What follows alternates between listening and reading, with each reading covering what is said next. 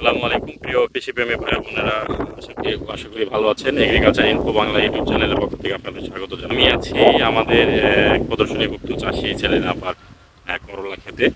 প্রায় 1 বিঘার কাছাকাছি জমিতে তিনি করলা লাগিয়েছেন। এটি হচ্ছে বিন্দাস জাতের একটি করলা এবং প্রচুর পরিমাণের বেয়ারিং। আমি আপনাকে নিচ দিয়ে একটু যদি দেখাইতে পারি, প্রচুর বেয়ারিং।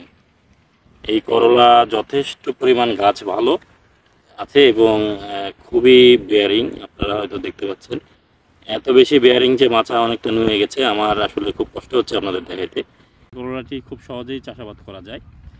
আপনারা চাইলে বাণিজ্যিক ভিত্তিতে এই করলাটি চাষ করবেন।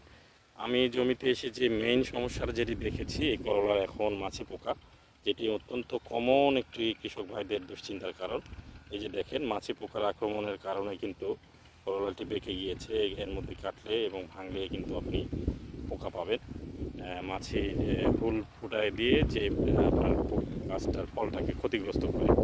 অসংখ্য মাছি পোকা আমরা দেখতে পেয়েছি। ওনাকে আমরা সেক্সপেরেমন ট্র্যাপ দেওয়ার কথা বলেছি। উনি সেক্সপেরেমন ট্র্যাপটা দিয়েছেন দু একটা, সেটা হচ্ছে মাচার নিচে, যার কারণে খুব বেশি কাজ এখানে আমরা দেখি নাই এবং কাজ হচ্ছে না। তাই আমরা বলেছি যে মাচার উপরেও, যেহেতু মাছি উপরেও ঘুরছে, আমরা মাছি দেখতে পেয়েছি, তাই অবশ্যই উপরেও আপনাকে মাচার উপরেও আপনাকে এক্সপেরিমেন্ট ফাঁদ দেওয়ার জন্য আমরা পরামর্শ দিয়েছি।